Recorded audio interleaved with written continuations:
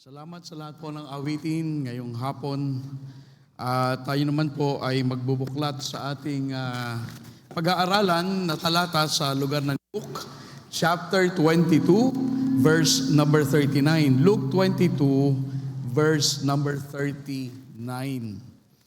Tayo po ay tumayo at ating basahin ang Luke chapter 22. Simulan po natin sa verse number 39. Verse 39, and he came out and went, and as he was wont, to the Mount of Olives, and his disciples also followed him.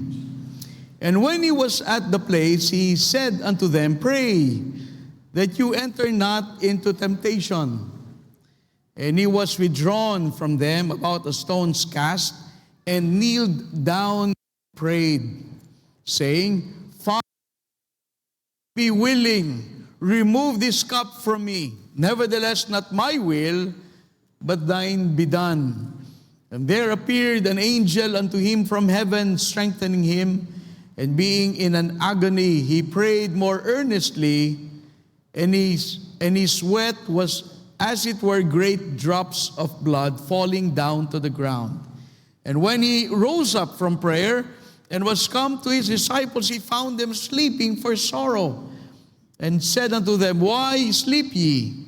Rise and pray, lest you enter into temptation. Ating pong title ngayong hapon, Agony in the Garden. Agony in the Garden. Tayo po ay sandaling tumuot pumikit, manalangin po tayo. Father in heaven, kami po ay muli lumalapit sa iyo, nagpapasalamat. Nakamtan po namin ang iyong biyaya at habag. Sa amin po mga kasalanan, kami ay napatawad. Ikaw, Panginoon, ang tumubos sa amin sa magitan ng iyong anak na si Kristo. Siya po ay nabayubay sa krus ng Kalbaryo. Siya ay nagdusa, siya po ang naghirap upang kami ay hindi na maparusahan pa bunga ng aming mga nagawang mga pagkakamali.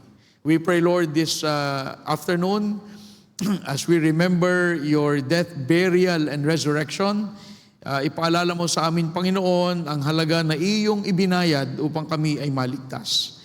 I think that we often forget how much that you have done for people like us who never deserve anything, any forgiveness, any goodness. Ngunit kami po ay iyong inabot at minahal mo kami at pinagkalooban po ng kapatawaran.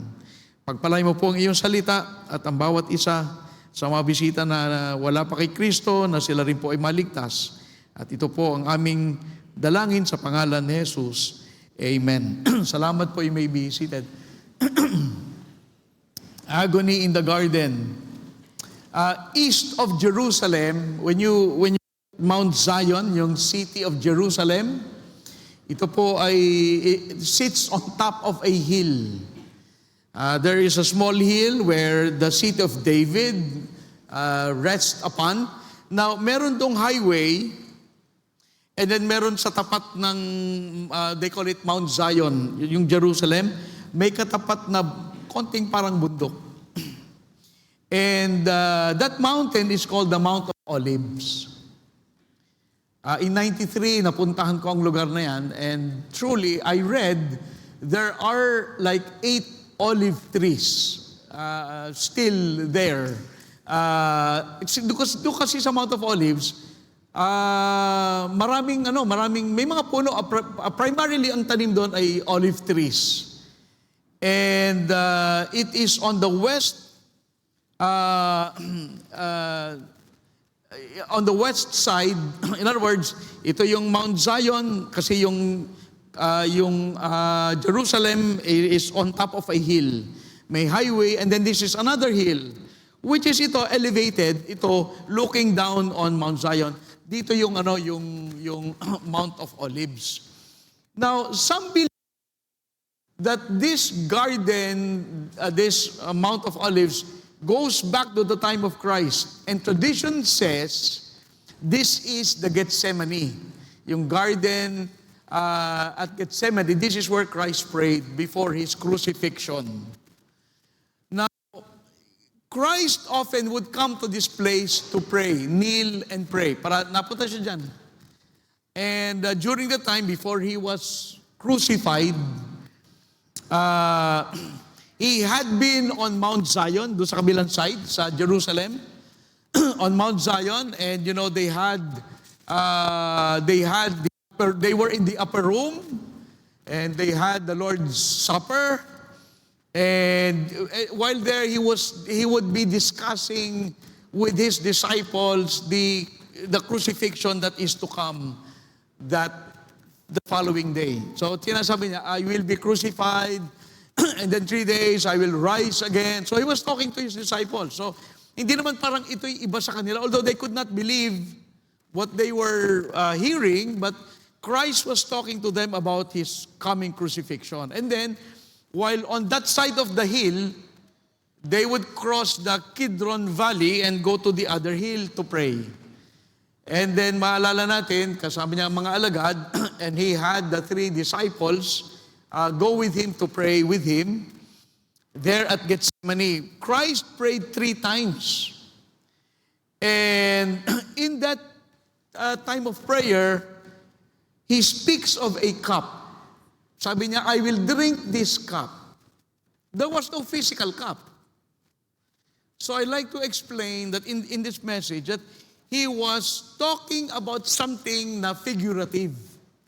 In other words, what He was saying is, ang meaning is that He will experience something fully.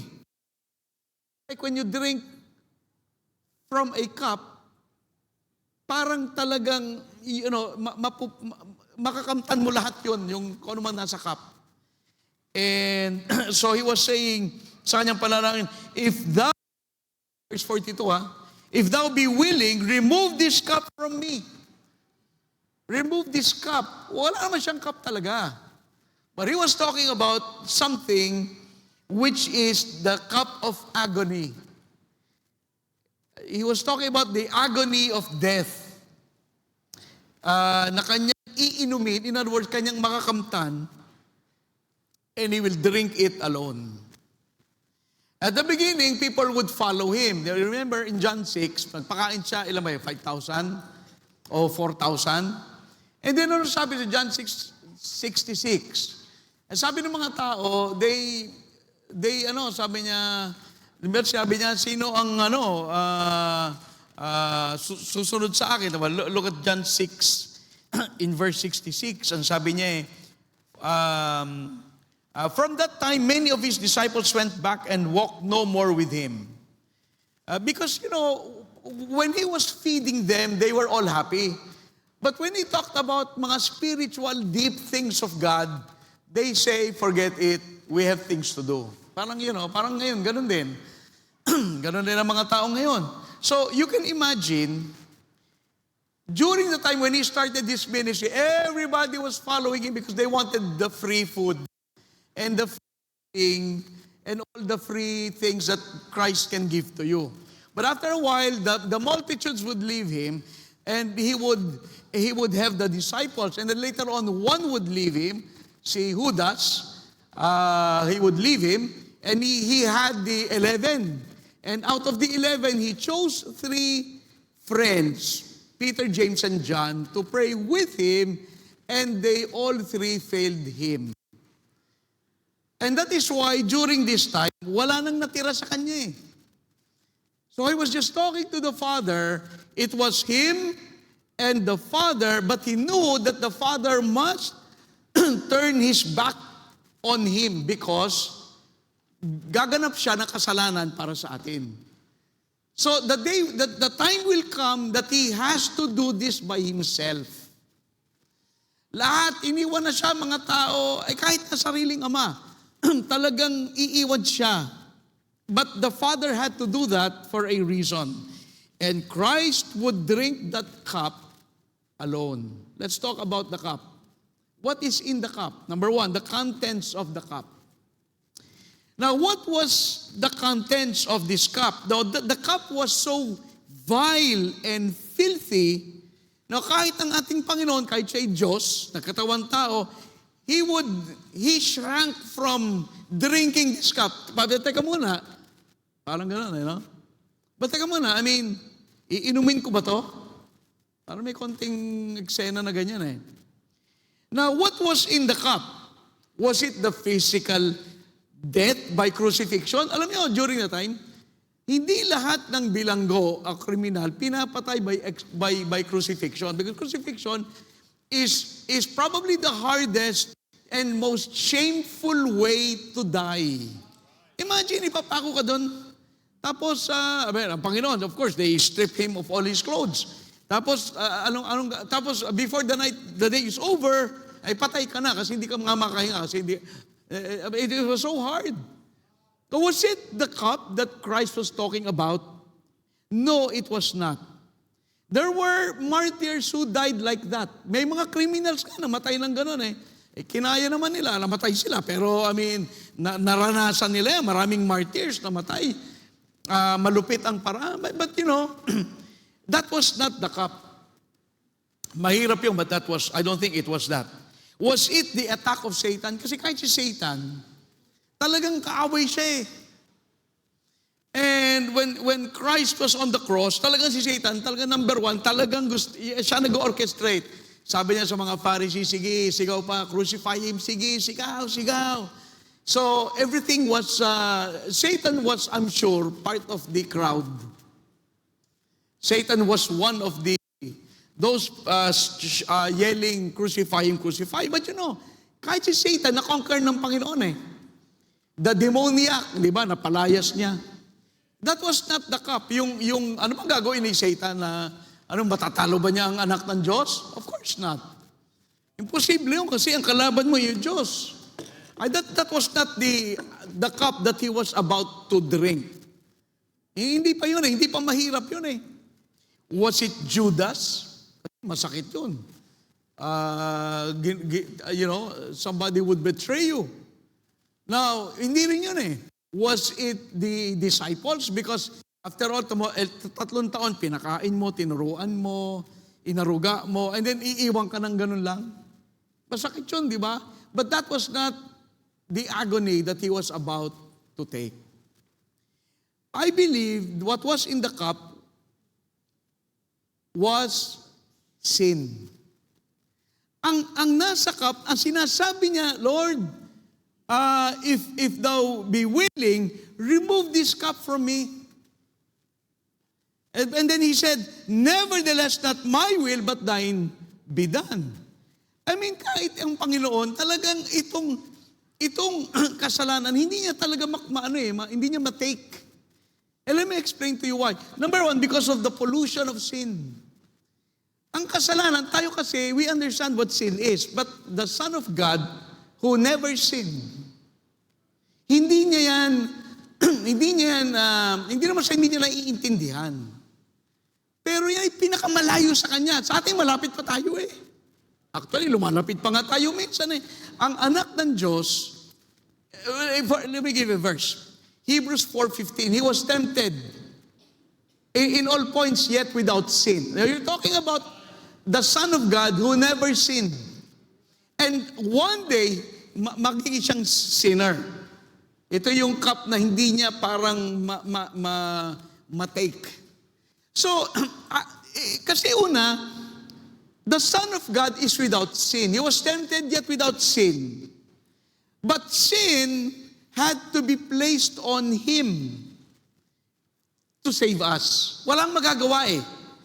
Ayaw mo ng sin, but you have to be a sinner in order to redeem all of us. For all eternity, for all time, and lahat tayo eh. Ilan tayo nakasalanan ang kanyang patungo sa Kanya? Ilang tao yan, napakarami. So, you're talking about the sin of the ages was in that cup. Lahat ng kasalanan, sa lahat ng panahon na pinatawad ng Diyos, nandun sa kanyang iinumin. Now again, it was not a liquid thing. It was symbolic. Na itong kanyang, what he was about to do, when he is brought to Calvary to be crucified, makakamtan niya lahat ng bigat na ito, na kasalanan. Hindi pa yung nagtaksi lang kaibigan, iniwan ng mga alaga, hindi pa yun eh. Pero yung kasalanan, kasi ang Panginoon, wala siyang element of sin whatsoever. Wala sa kanya yan. Pero he had to be sin in order to redeem us from our sins. So kailangan maging siyang makasalanan eh. So, we're talking about the sin of the ages. In other words, all our sin, every vile thought, every vile act, lahat ng bagay, magiging siya. Siya ay magiging rapist, child abuser, murderer, terrorist. Lahat yon will become Jesus Christ. Now, if you are the Son of God, you've never had any thing of sin in your system, medyo mahirap yon. Mahirap yon. Lahat ng hindi lang pati kasalanan ko eh. Kasalanan ng buong daigdig sa lahat ng panahon hanggang rapture. O hanggang, until the end. Pati hindi biro ang kasalanan na yon. Si Hitler, di naman napunta sa langit, pero isang Hitler-type sinner, ang dami na kaagad kasalanan. And all of that had to be placed on him at siya ang magdurusa. Now, so Jesus became sin. And so he carried the sin to the cross. Now, he knew what sin was. Naiintindihan naman niya kung ano yung kasalanan because he understood that sin can turn angels to demons. Alam niya yan eh. Yan ang nagagawa ng kasalanan. Ang isang taong mabuti, nagiging Hitler. Kahit pa paano si Hitler naman, siguro nung kabataan di ba? Hindi naman ganun kaloko, pero ganun ang kasalanan eh. Ang isang tao na nagiging ganun, and God knows that. And alam ng Panginoon that He would be numbered with the transgressor. Because it's in the Bible, he will be, and so he that is holy will become sinful. Yun ang medyo mahirap lunukin na, ako'y magiging all of the sins of the world, of people who will trust me as Lord and Savior. It's a very, if you think about it, it's a very difficult thing. And then, second of all, the punishment of sin. First of all, the pollution. Mapapasayo lahat eh. Ikaw yun eh. Ikaw yung magiging rapist eh. Ikaw yung magiging murderer. Lahat, iyo eh. Kasi inako mo eh. And then the punishment of sin. Now, he was punished for all sin of all people na naligtas. I'm not saying all people, period, but all redeemed people. So ngayon, kung ikaw ay naligtas, lahat ng kasalanan mo, simula ikaw ay sanggol hanggang namatay, lahat ng kasalanan at lahat ng kagaya mo na naligtas.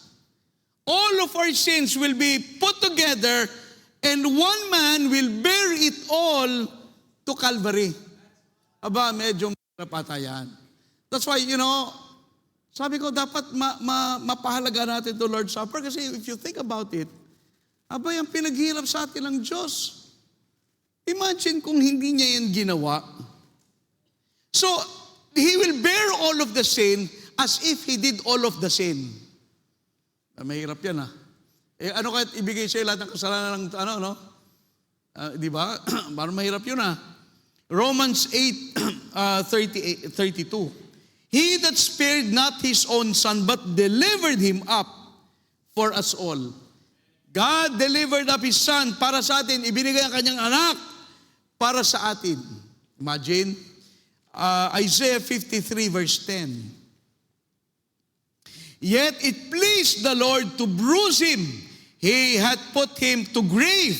when thou shalt make his soul an offering for sin, he shall see his seed, he shall prolong his days, and the pleasure of the Lord shall prosper in his hand. Him to grief. So we know that the father will surrender his son at mamamatay ang anak. So here's the deal.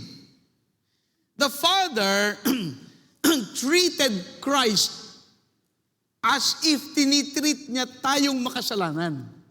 Siyempre, if we are standing before a holy God, the way that God will deal with us is what God had to do with His own Son in dealing with Christ as a sinner like us. At hindi lang tayo, lahat tayo napapunta sa Kanya.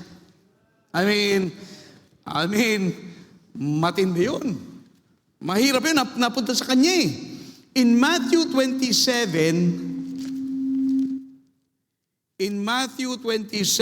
verse 46. And about the 9th hour, Jesus cried with a loud voice, saying, Eli, Eli, lama sabachthani. That is to say, my God, why hast thou forsaken me? And you know, alam niyo ang dahilan. He was forsaken by the Father because at that moment na siya ay inako ang ating kasalanan, the Father must abandon Him kasi binabayaran niya eh. Parang tayo, kung humarap tayo sa Panginoon bilang makasalanan at pinarusahan tayo, ganun din niya tayo parurusahan ng kanyang anak. So kung paano ang tao makasalanan ay parurusahan ng Diyos, ay ganun ang kanyang ginawa sa kanyang anak. Walang special favor yan. Kasi kung may special favor, God would not be holy. God had to punish every single sin that we commit. And so at the time na kanyang anak ay ipinako sa krus, siya ang gumanap na kasalanan na para bakit siya yung tayong lahat, na nasa kanya lahat. Kaya hindi ito simpleng bagay lang. So at the cross, the sins of the world were kind of compressed. Isipin niyo po ha, how many hours was he on the cross? Hindi naman siya tumaga kasi when the night fell, tinanggal na siya doon. Kasi yun ang, it will be, cursed is every man na dapat pag siya ay naka-crucify, tatanggalin mo bago dumilim. So siya ay nag-suffer. Pero isipin niyo po ha, what kind of suffering, what was it like? Yung punishment na kasalanan. Isipin nyo, kung tayo, if you will pay for your sins, you would have to go to hell for eternity. That is without end. Now, when Christ was crucified, all of the infinite punishment ng bawat isa, kinuha, nilagay sa Kanya, pero nagwakas yun. In His infinity, kasi ang Panginoon infinite, Diyos siya eh. Pero all of our, parang lahat ng ating pagdurusa na walang hanggan, ay kumbaga kung paano gagawin, was compressed at binigay sa Kanya at yung tindi, yung intensity ng punishment must have been really, really hard. Kasi, I mean, you know, 1,000,000 years in hell is difficult, but 1,000,000,000,000 and walang katapusan eh. Lahat yun, if you can imagine, kaya alam mo, magpasalamat ka. Na yung kasalanan mo, hindi na ikaw magbabayad. Lahat kinumpres, nilagay sa Kanya. Kaya nga, ganun na lang Kanyang sinabi. If it be possible, in His humanity, sinabi niya, if it be possible, I mean, yun in His humanity. Sinabi niya yun. Now, those in hell know the pain. You know, kung ano man, whatever the Lord suffered when He was crucified, He was paying for all of our hell. I'm sure those in hell tonight would know what it was like. Pero, they were only paying for one sin, their own. Christ was paying for the sins of the world. So, pag yung intensity, may intensity, when you intensify that, when you put all of the millions of people, redeemed people together, pag ginanya mo yan, nilagay mo kay Kristo sa loob ng ilang oras,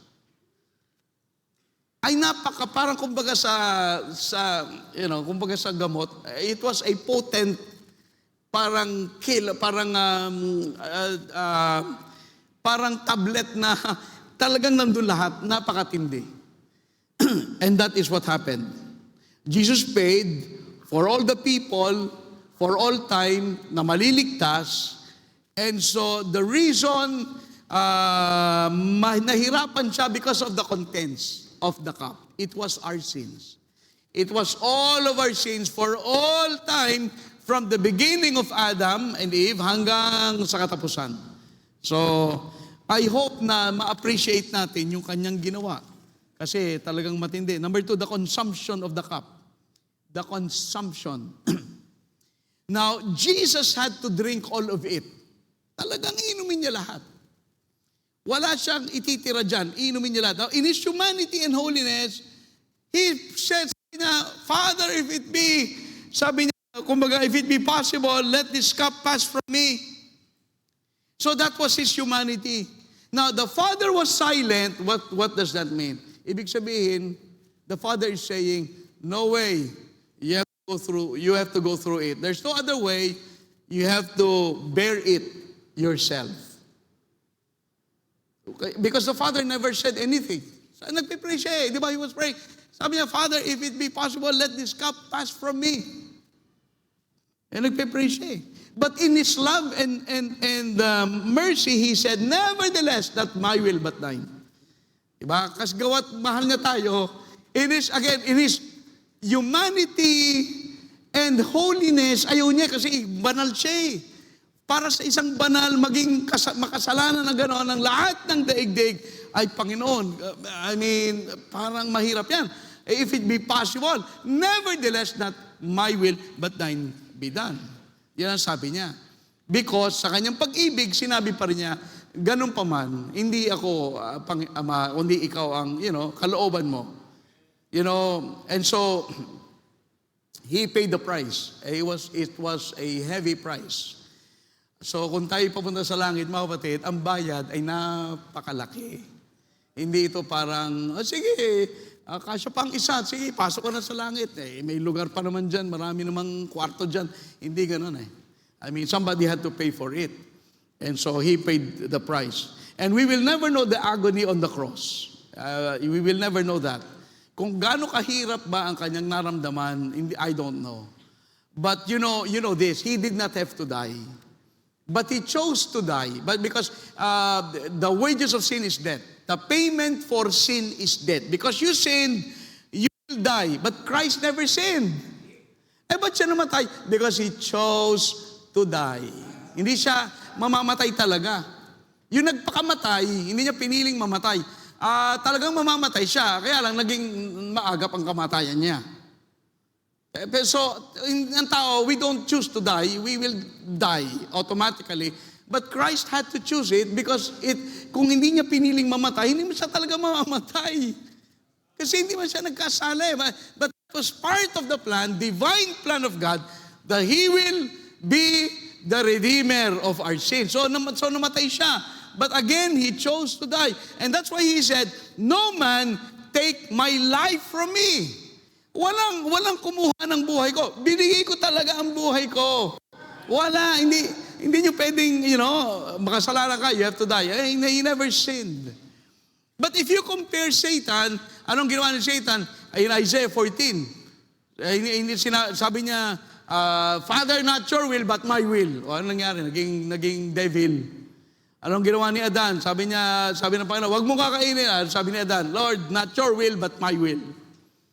Pero sabi ni Jesus Christ, Lord, not my will, but thine will be done. And so, natubos ang ating kasalanan, and He did it victoriously. Now, if He had said no, sabi ng Panginoon ay, no, Father, not your will, but my will, walang pupunta sa langit, wala kahit isa. Magpasalamat tayo na may nagbayad ng ating kasalanan. Because kung hindi ginawa yon, kung siya ay katulad ni Adan at katulad ni Satan, we would be without hope. At tayo patungo sa impyerno ngayong gabi. Ay buti na lang at hindi nga nagkaganon. Pero He consumed the cup. In other words, niranas niya lahat yan.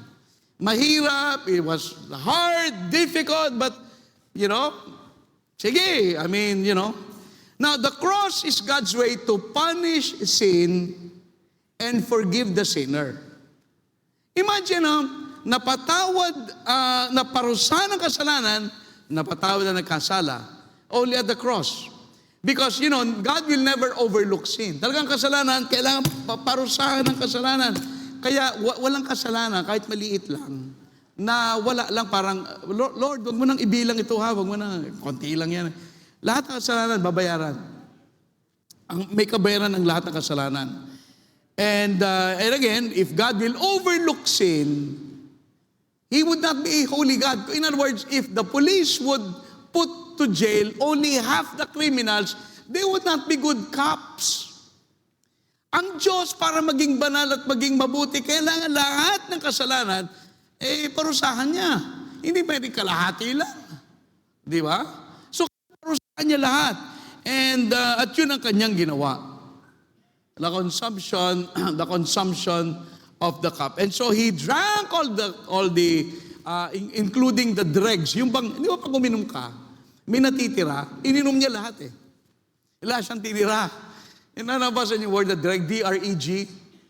Ay talagang lahat, talagang yung paghihirap niya.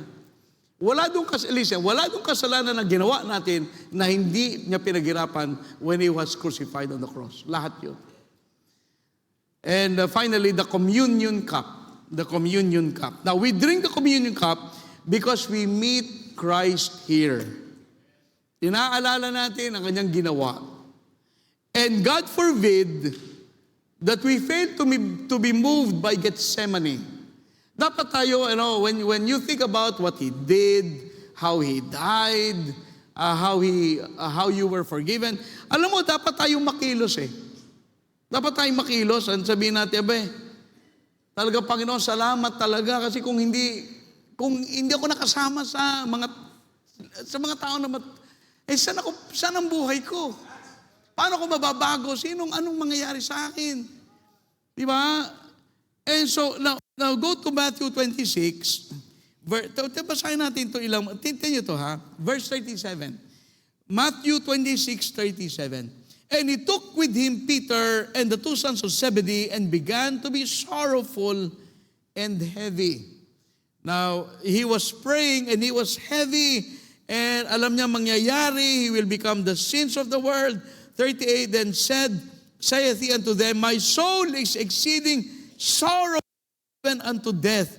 Tarry you here and watch with me. So sabi niya, parang siya'y mamamatay na. Mamamatay. And he went a little farther and fell on his face.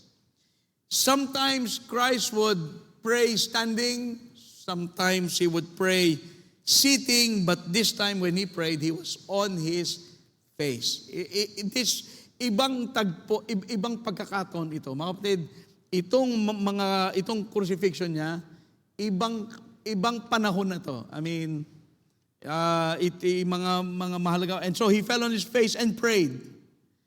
Parang first time yun eh. First time. Saying, oh my Father, if it be possible, let this cup pass from me. Nevertheless, not as I will, but as Thou wilt. And again, in His humanity and holiness, ayaw niya maging kasalanan because He was holy. And at the same time, because He was human, naintindihan niya what that involves. And because of His love, tayo ay mas naghari pa rin yung pag-ibig. I will do the will of the Father, I will pay for their sins, and I will save them from their iniquity. Now look at Luke 22 in 44. 44, ang sabi diyan, and 43, and there appeared an angel unto him from heaven, strengthening him. You know what? Hindi ba he was close to dying? And then the angel appeared from heaven. You know, it is possible that without the angels, he would have died. But thank God for the angels na pinalakas siya eh. And being in agony, he prayed more earnestly, and his sweat was as it were great drops of blood falling down to the ground. Now, picture this, ha? Ilarawan niyo to, ha? When he was praying, he was really serious. Hindi siya nagpe-pray like some of us nagpe-pray and then we forget what we are saying to the Lord. Now, he was praying and he was all of himself in the prayer. And because of that, and doctors would say, pagka daw ganyan ang tao, talagang yung lumalabas daw sa balat natin yung dugo. And sabi diyan, great drops of blood. So, remember when he was praying and then blood would drop from his face, and then later on, tumayo na siya. And then, in a few minutes, na-meet na niya si Judas. Can you imagine what his face looked like? Dugo. Putik-putik. At nung hinalikan siya ni Judas, siguro may kasamang dugo. Because he was full of blood. Yung tindi ng kanyang panalangin at siguro damdamin sa loob ng kanyang sarili, talagang yung dugo ay lumabas sa kanyang mga balat. And ang sabi, great drops of blood. In other words, malalaking patak ng dugo was coming out of his skin. And you can imagine, siguro, when he was arrested, he was bloodied and muddied kasi he was praying on the ground. He was muddied, he was full of blood, and so, Judas, hinalikan siya at, ang nangyari, siguro, and then yun ang nangyari, we remember what Christ had done, lest we live our lives carelessly. Alam mo, we do it twice a year in our church, but really, itong lesson na to at yung kanyang sacrifice on the cross should never be forgotten.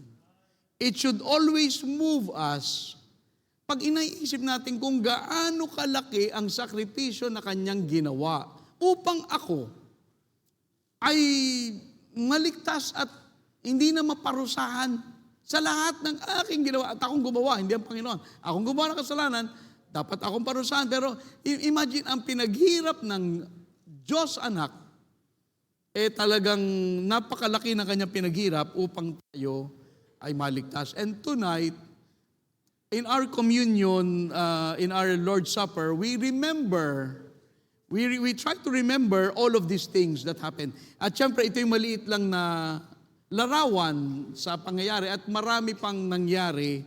Siya'y pinako, of course, siya'y nilibing, siya'y, lahat yan was happening all at the same time. And so, we try to remember that because ayaw nating kalimutan na tayo mga kapatid ay sa biyaya lamang ng Diyos na bago ang buhay. Minahal tayo ng Diyos para mabago ang buhay. Hindi tayo nabagot kaya tayo minahal. Hindi, tayo ay minahal kaya tayo nabago. And I hope that tonight we can once again remember what Christ had done.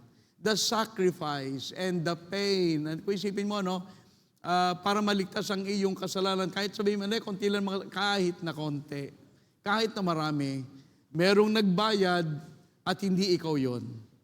And so let us be thankful. At atinding, of course, before we partake those elements, let us make sure na tayo minsan pa, kausapin natin ang Panginoon, ilapit natin ating mga sarili, hingi natin ang tawad ating mga kasalanan.